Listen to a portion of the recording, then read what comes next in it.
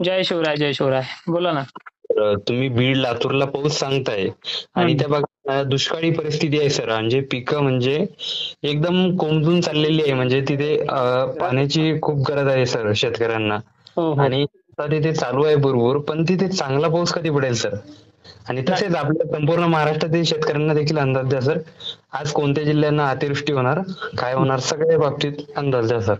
नक्कीच. माझा सगळ्यात जास्त जो फोकस आहे आणि जो तुम्हाला 3 दिवसापूर्वी जो रिपोर्ट दिलाय, आपल्या लाईव्हच्या माध्यमातून दिलाय आणि व्हिडिओ पण दिलाय आपल्या चॅनलवरती. हो तर सर. यांची जी घाबरणूक चालली होती, चिंता वाढत चालली. कारण की संपूर्ण महाराष्ट्रात पेरण्या झालेल्या आहेत आणि ह्या भागांनाच परेशानी करतोय. पण अक्षरशः मी लातूर जिल्ह्यांना जो काही बदल आहे तो ऑलरेडी सांगितलाय, की 90% ची व्याप्ती ह्या लातूर जिल्ह्यामध्ये झाल्याशिवाय राहणार नाहीये. आज सुद्धा 29 तारखेला केज सारख्या, धारूर सारख्या ठिकाणी पावसाचं आगमन हे आवर्जून होणार आहे. तर मला वाटतंय झालटे सर, आपण आधी ह्या बीड वगैरे भागांची पूर्वकल्पना देऊनच मोकळे होऊयात. तर नाही आज हो. हो, बीड जिल्ह्यामध्ये आज, लातूरमध्ये आज आणि नांदेड परभणीमध्ये आज चांगला पाऊस होणार आहे.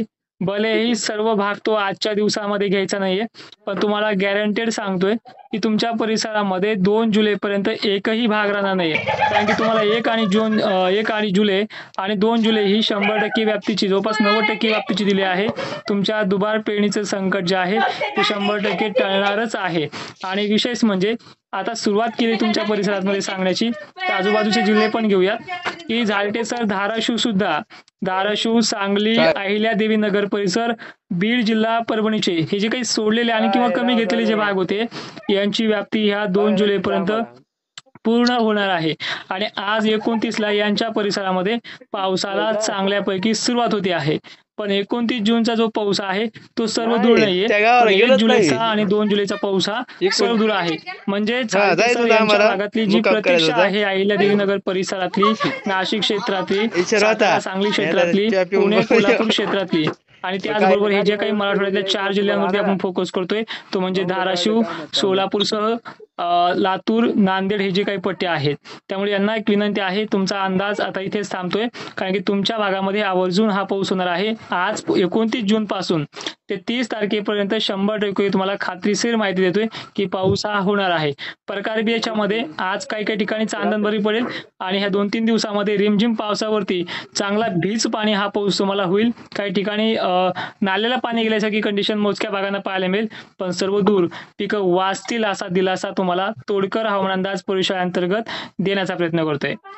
तर हो सर. हा, आणि जे काही विदर्भ आहे, मराठवाडा आहे, विदर्भाचा परिसर आहे, यांना चंद्रपूर, गोंदिया, भंडारा यांना आज सुरू झालेला पाऊस आज संध्याकाळपर्यंत कोणती क्षणी सुरू होईल. तर आजपासून सलग 5 दिवस यांना सुट्टीच नाहीये. त्यामध्ये चंद्रपूर, गोंदिया, भंडारा, हिंगणघाट, अकोला, अमरावती, यवतमाळ, हिंगोली, वाशिम, बुलढाणा या परिसरांना, सर्व तालुक्यांना ह्या 4 दिवसामध्ये कदरून टाकणार आहे पाऊस. अक्षरशः चंद्रपूर सारख्या ठिकाणी, पूर्व विदर्भातल्या सर्व जिल्ह्यासारख्या ठिकाणी, हिंगोली वगैरे भागांना नदीला सुद्धा पाणी येईल अशी कंडिशन याच्यामध्ये आहे.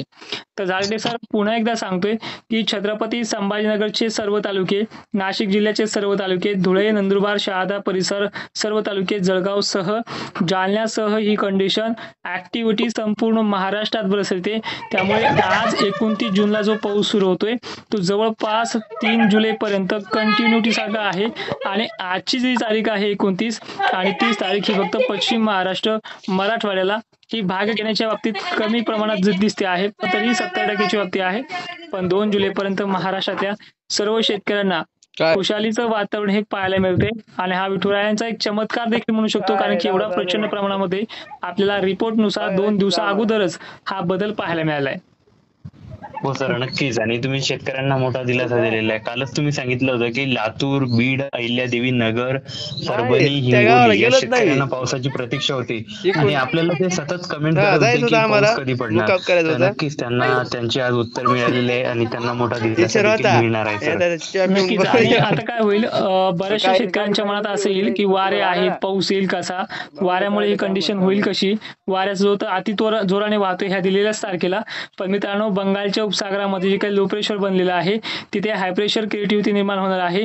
त्यामुळे 5-6च्या दरम्यान हे वारे शांत होतील आणि ढगांची ऍक्टिव्हिटी ह्याच टायमिंगला 29 तारखेला वाढणार आहे. पावसाच्या धारा देखील बऱ्या असतील आज गरमीची लेवल असल्यामुळे, कितीही वारा असू द्या. त्यातली त्यात परत 2 आणि 1-2 जुलैला काय होणार आहे तुमच्या परिसरामध्ये की झडीचं स्वरूप जास्त असणार आहे. त्यामुळे रिमझिम का होईना पण भीज पाणी वाहुनी पावसासारखा तो ओलसर रान करणार आहे.